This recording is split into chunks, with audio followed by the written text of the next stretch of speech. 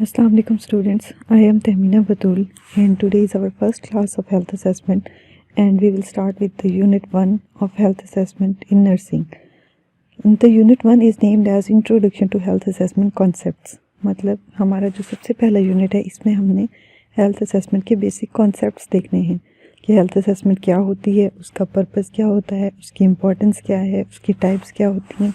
तो ये सारी चीज़ें बेसिक्स जो हैं हेल्थ असेसमेंट की वो हम अपने फर्स्ट यूनिट में कवर अप करेंगे।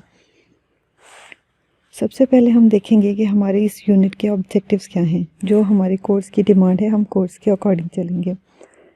Bye the end of this unit learners will be able to discuss the need for health assessment in general nursing practice, कि हमें हेल्थ असेसमेंट की ज़रूरत क्यों पड़ती है अपनी हेल्थ प्रैक्टिस में। सेकेंड पॉइंट है हमारा explain the concepts of health assessment, data collection and diagnosis, यानी कि हेल्थ असेसमेंट क्या है, डाटा कलेक्शन क्या है और डायग्नोसिस क्या होती है। पॉइंट 3 है हमारा identify types of health assessments, health assessment की टाइप्स कौन कौन सी होती हैं। एंड लास्ट पे आ जाता है document health assessment data using a problem oriented approach, कि हेल्थ असेसमेंट में जब डाटा कलेक्ट कर लिया है हमने तो उसको डॉक्यूमेंट किस तरह से करना है, उसको सेव रखना है हमने अपने पास, तो किस तरह से लिखना है, उसको फॉर्मेट क्या होगा, उसके लिए क्या गाइडलाइंस हमें चाहिए होंगी। ये सारी चीज़ें हमने अपने फर्स्ट यूनिट में कवर अप करनी है। सबसे पहले हम देख लेते हैं हेल्थ को, कि हेल्थ क्या होती है। According to WHO, health is a state of complete physical, mental, social and spiritual wellbeing and not merely the absence of disease और इन्फर्मिटी। इस डेफिनेशन के अकॉर्डिंग WHO ने ये डेफिनेशन दी थी हेल्थ की। तो इस डेफिनेशन से पहले हेल्थ का कॉन्सेप्ट ये था कि अगर किसी पर्सन को बीमारी नहीं है तो इसका मतलब ये है कि वो हेल्दी है। लेकिन WHO ने कहा कि नहीं, ऐसा नहीं है कि सिर्फ बीमारी का ना होना हेल्थ नहीं होता, बल्कि इंसान जो है वो फिज़िकली, मेंटली, सोशली और स्पिरिचुअली हर तरह से हेल्दी होना चाहिए। सिर्फ बीमारी का ना होना जो है हेल्थ नहीं होती। ये सारे एस्पेक्ट्स जो हैं उनमें इंसान को हेल्दी होना ज़रूरी है ताकि हम उसको लेबल कर सकें कि ये पर्सन हेल्दी है। नेक्स्ट है हमारे पास कंपोनेंट्स ऑफ हेल्थ, के जब हमने WHO की डेफिनेशन की बात की तो उसके अकॉर्डिंग हमें पता चला कि हेल्थ के जो है वो 4 बेसिक कंपोनेंट्स या एस्पेक्ट्स हैं जिनको हम जो है कंसीडर करते हैं किसी भी पर्सन को हेल्दी लेबल करने से पहले। इसमें आ जाती है physical health, mental health, social health and spiritual health. अब फिज़िकल हेल्थ क्या है, किसी पर्सन का फिज़िकली हेल्दी होना, कि उसकी जो बॉडी है वो प्रॉपरली फंक्शन कर रही है, कोई उसको डिजीज़ के साइन एंड सिम्टम्स नहीं है, उसके सारे बॉडी फंक्शंस जो है वो अपनी प्रॉपर मैक्सिमम फंक्शनिंग में है, पूरी तरह से काम कर रहे हैं और उनमें कोई भी स्ट्रक्चर में या फंक्शन में मसला नहीं आ रहा। नेक्स्ट आ जाती है मेंटल हेल्थ।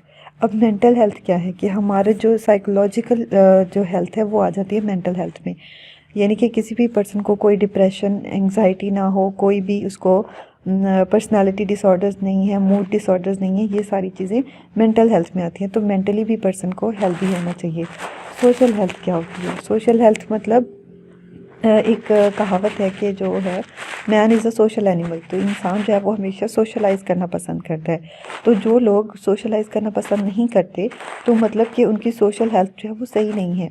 तो सोशल हेल्थ में हम एक इंसान का बाकी सारे इंसानों के साथ, अपनी कम्युनिटी और एनवायरनमेंट के साथ इंटरेक्शन स्टडी करते हैं। एंड लास्ट पे आ जाती है स्पिरिचुअल हेल्थ। स्पिरिचुअल हेल्थ में हम देखते हैं कि किसी भी पर्सन का डिवाइन बीइंग के साथ, यानी कि जो सुपर पावर है, जिस भी आप रिलीजन को फॉलो करते हैं उसमें जो सुपर पावर है उसके साथ आपका कैसा रिलेशनशिप है, आपका जो है अपने गॉड पे बिलीव कितना है, आपके अंदर पीस ऑफ माइंड कितना है, आपकी लाइफ में कोई पर्पस है या नहीं है, ये सारी चीज़ें स्पिरिचुअल हेल्थ में आ जाती हैं। नेक्स्ट है द नर्सिंग प्रोसेस। अब हम लोग बात करते हैं जब नर्सिंग की तो बेसिक्स में सबसे पहले कॉन्सेप्ट आता है नर्सिंग प्रोसेस का। तो नर्सिंग प्रोसेस की डेफिनेशन पहले देख लेते हैं। Nursing process is a systematic rational approach used to identify, prevent और ट्रीट एक्चुअल और potential health problems and promote wellness. सबसे पहले डेफिनेशन में बताया कि नर्सिंग प्रोसेस जो है ये सिस्टमैटिक होता है, सिस्टम वाइज चलता है, मतलब एक प्रॉपर मैनर में, एक सीक्वेंस में चलता है, कोई बेतरतीबी नहीं होती। इसके जितने भी स्टेप्स हैं वो एक सीक्वेंस से हम लेके चलते हैं। और दूसरा रैशनल होता है, मतलब हम कोई भी अगर स्टेप लेते हैं तो हम उसके साथ उसका रैशनल, उसकी रीज़न बताते हैं कि ये स्टेप लिया है तो ये क्यों लिया है। इसमें कोई भी स्टेप हम जब चलते हैं स्टेप बाय स्टेप तो उसमें एक रैशनैलिटी होती है। और हम इसका पर्पस क्या है, हमें क्यों काम आता है नर्सिंग प्रोसेस, किसी भी डिजीज़ को आइडेंटिफाई करने के लिए, उसको प्रिवेंट करने के लिए और ट्रीट करने के लिए। अब यहाँ पे डिफरेंस आपको मैं बताती चलूँ कि एक्चुअल और पोटेंशियल हेल्थ प्रॉब्लम क्या होती है। एक्चुअल हेल्थ प्रॉब्लम वो होती है जो एक्चुअली एग्जिस्ट कर रही है, मतलब अगर इस टाइम पर मुझे कोई डिजीज़ है या मेरे साथ कोई भी मसला है, मुझे पेन हो रहा है, तो वो मेरी एक्चुअल हेल्थ प्रॉब्लम है। और पोटेंशियल हेल्थ प्रॉब्लम वो है जो मुझे हो सकती है, जिसका मुझे रिस्क हो, वो होती है पोटेंशियल हेल्थ प्रॉब्लम। तो नर्सिंग प्रोसेस क्या है कि ये एक सीक्वेंस में चलता है प्रोसेस, एक रैशनल प्रोसेस होता है, और इसकी मदद से हम किसी भी एक्चुअल या पोटेंशियल हेल्थ प्रॉब्लम को आइडेंटिफाई करते हैं और उसको प्रिवेंट करने की कोशिश करते हैं, और अगर प्रिवेंट नहीं हुई और वो प्रॉब्लम हो गई है तो फिर हम उसको ट्रीट करने की कोशिश करते हैं। नेक्स्ट आता है हमारे पास स्टेप्स ऑफ नर्सिंग प्रोसेस। कि नर्सिंग प्रोसेस की हमने बात कर ली तो उसके कुछ स्टेप्स भी हैं। नर्सिंग प्रोसेस के बेसिकली 5 हमारे पास स्टेप्स होते हैं। सबसे पहला जो स्टेप है वो आता है असेसमेंट, उसके बाद diagnosis, planning, implementation and evaluation. अब असेसमेंट क्या होती है? सबसे पहले असेसमेंट में हम जाते हैं, पेशेंट को हम असेस करते हैं, उससे डाटा कलेक्ट करते हैं। असेसमेंट का मतलब ये है कि हमने जाके देखना है कि प्रेजेंटली जिस टाइम पे पेशेंट हमारे पास आया है उस टाइम उसकी हेल्थ का क्या स्टेटस है, उसकी हेल्थ किस लेवल पर है, हेल्थ अच्छी कंडीशन में है या हेल्थ जो है उसकी पुअर कंडीशन में है। तो ये सारा जो डाटा कलेक्ट करते हैं हम, ये हमारा असेसमेंट में आ जाता है। नेक्स्ट आता है डायग्नोसिस। डायग्नोसिस में हम क्या करते हैं कि पेशेंट का सारा डाटा कलेक्ट किया, अब हमने उस डाटा की मदद से प्रॉब्लम को आइडेंटिफाई करना है कि पेशेंट का इशू क्या है, प्रॉब्लम क्या है, उसकी हेल्थ प्रॉब्लम को आइडेंटिफाई करना डायग्नोसिस में आ जाता है। उसके बाद है planning.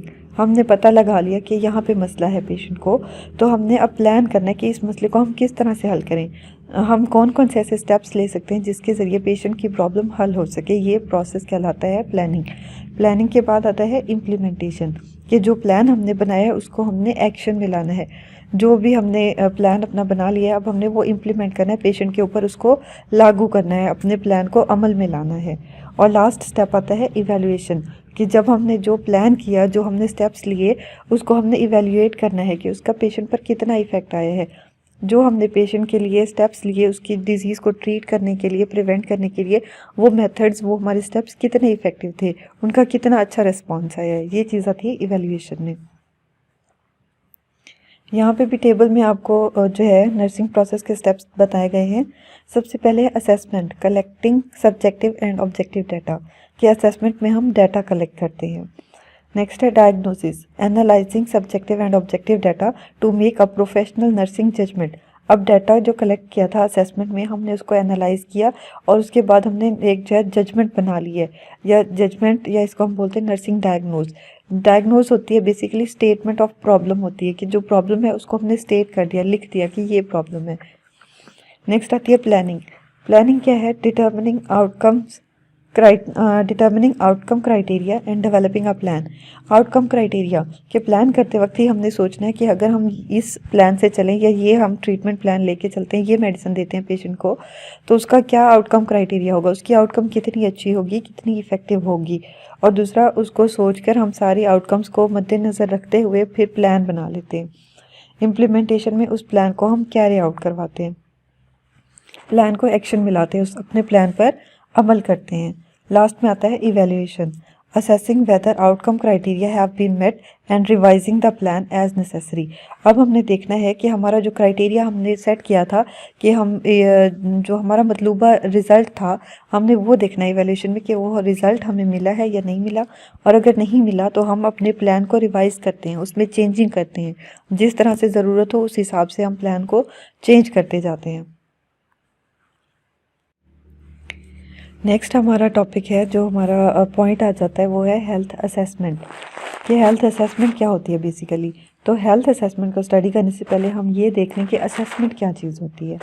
Assessment is the systematic and continuous collection, organisation, validation and documentation of data कि असेसमेंट में हम क्या करते हैं, सिस्टमेटिक एक सिस्टम वाइज ऑर्डरली मैनर में हम डाटा को कलेक्ट करते हैं पहले, फिर हम उसको ऑर्गेनाइज करते हैं कि पेशेंट से हमने जो डाटा लिया तब तो हमारे पास वो रैंडमली जो पेशेंट ने हमें बताया, जो हमने ऑब्जर्व किया, हमने उसको लिख लिया। अब हमने उसको ऑर्गेनाइज करना है सही तरह से। उसके बाद वैलिडेशन मतलब उस डाटा को डबल चेक करना है कि उसमें कोई एरर ना हो। एंड लास्ट पर डॉक्यूमेंटेशन ऑफ डाटा, वो जो डाटा कलेक्ट किया है उसको प्रॉपरली हमने डॉक्यूमेंट करना है, लिख लेना है अपने पास। इस पूरे प्रोसेस को हम बोलते हैं असेसमेंट। तो हेल्थ असेसमेंट क्या होगी? ऑब्वियसली हमें अब समझ इतना आ गया कि हेल्थ असेसमेंट में हम हेल्थ से रिलेटेड डाटा को कलेक्ट करेंगे। Health assessment is an organised systematic assessment of human body which involves the use of one's senses to determine the general physical and mental conditions of the body by collecting both subjective and objective data. तो health assessment भी हमारे पास एक systematic method है जिसमें हम human body को assess करते हैं।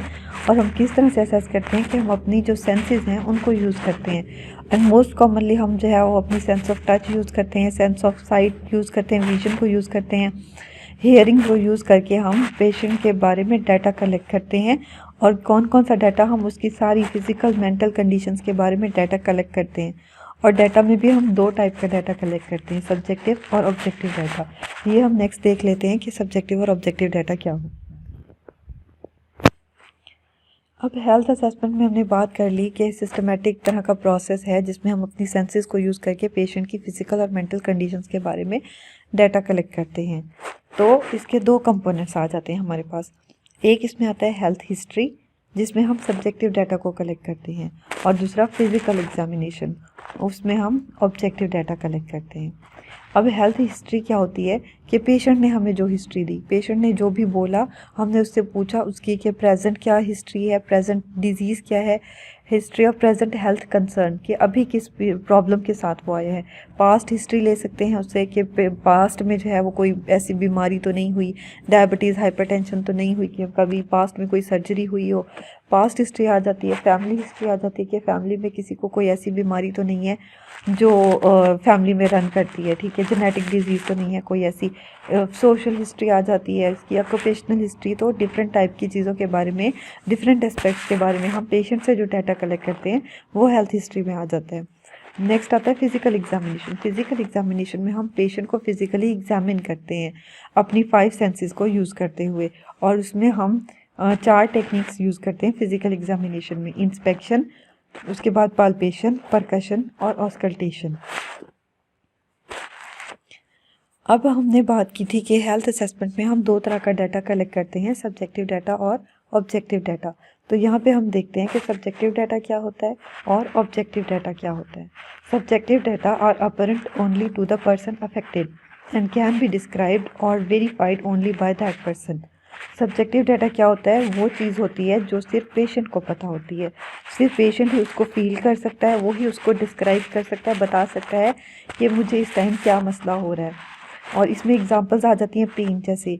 तो पेन हमें सिर्फ पेशेंट ही बता सकता है ना कि मुझे किस तरह का पेन हो रहा है, मुझे कितनी इंटेंसिटी का पेन हो रहा है, कौन सी जगह पे पेन हो रहा है, और किस किस तरह से पेन होता है, किस तरह से रुक जाता है, उठने बैठने से ज़्यादा हो जाता है, कौन सा ऐसा काम करूं या चल के अगर मैं चलने लगता हूं तो वो पेन कम हो जाता है। ये सारी चीज़ें हमें सिर्फ पेशेंट ही बता सकता है।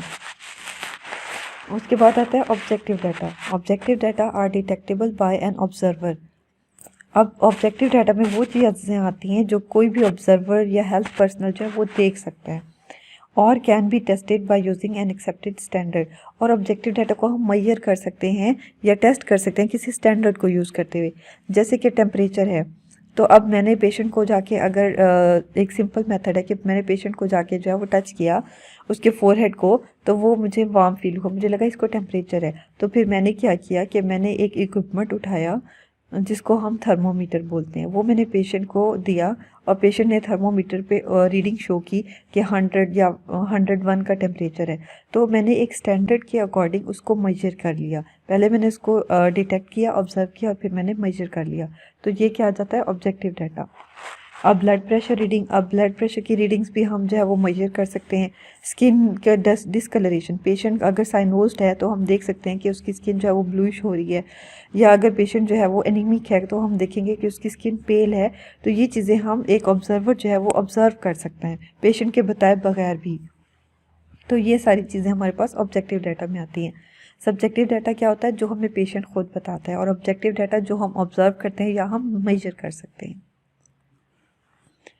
नेक्स्ट आता है हमारे पास पर्पस ऑफ हेल्थ असेसमेंट, कि हमें हेल्थ असेसमेंट का मकसद क्या है, हम क्यों असेस करते हैं पेशेंट को। तो इसमें हमारे पास क्या क्या चीज़ें आ जाती हैं। नंबर 1 पे है to obtain baseline physical and mental data on the patient, मतलब कि पेशेंट की फ़िज़िकल और मेंटल कंडीशन के बारे में हमने एक बेस लाइन बना लेनी है। आते ही जब हम पेशेंट की कंप्लीट हेल्थ हिस्ट्री लेते हैं और फिज़िकल एग्जामिनेशन करते हैं तो हमारे पास एक बेस लाइन बन जाती है। पूरा हमारे पास जो है पेशेंट का डाटा आ जाता है, रिकॉर्ड आ जाता है उसके सारे बॉडी के सिस्टम्स के बारे में, उसकी सोशल हेल्थ के बारे में, ऑक्यूपेशनल हेल्थ के, मेंटल, फिज़िकल, ये सारी चीज़ों के बारे में हमारे पास एक बेस बन जाती है डाटा की। दूसरा पॉइंट है टू सप्लीमेंट, कंफर्म और question data obtained in a nursing history. Nursing जब हिस्ट्री ली है हमने तो उसके बाद जो हमें डाटा मिला है, तो हम जब मतलब हिस्ट्री ले हमने और हमारे पास पेशेंट का डाटा आ गया, उसके बाद जब हमने फिज़िकल एग्जामिनेशन की और जो डाटा कलेक्ट किया तो वो क्या होगा कि हिस्ट्री में जो डाटा कलेक्ट किया था उसमें हम ऐड अप करते जाएंगे, हमें एक्स्ट्रा मटेरियल, एक्स्ट्रा इन्फॉर्मेशन मिल जाती है। दूसरा हम कंफर्म कर लेते हैं, जो हमने डाटा पहले हिस्ट्री में कलेक्ट किया वो हम फिज़िकल फाइंडिंग्स में, फिज़िकल एग्जामिनेशन में उसको कंफर्म कर लेते हैं कि पेशेंट ने जो बताया कि आया वो सही है या नहीं है। पॉइंट 3 है to obtain data that will help the nurse establish nursing diagnosis and plan patient care, कि जब हम पेशेंट की असेसमेंट करके डाटा कलेक्ट करते हैं तो वो डाटा जो है वो हमें हेल्प करता है नर्सिंग डायग्नोज बनाने में, कि पेशेंट का मसला जो है उसको आइडेंटिफाई करने में हेल्प करता है और फिर प्लान ऑफ एक्शन बनाने में हेल्प करता है। एंड नंबर 4 पे हमारे पास है to evaluate the physiological outcome of care, कि जो हमने केयर दी है उसकी आउटकम क्या आ रही है, उसका पेशेंट की फिजिकल बॉडी पे क्या इफ़ेक्ट आ रहा है, क्या हमारे पास आउटकम आ रहा है। ये सारी चीज़ें जो है वो हमें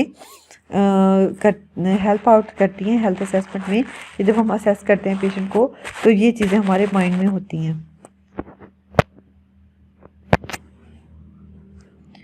तो आज का लेक्चर हम लोग यहीं पे एंड करते हैं।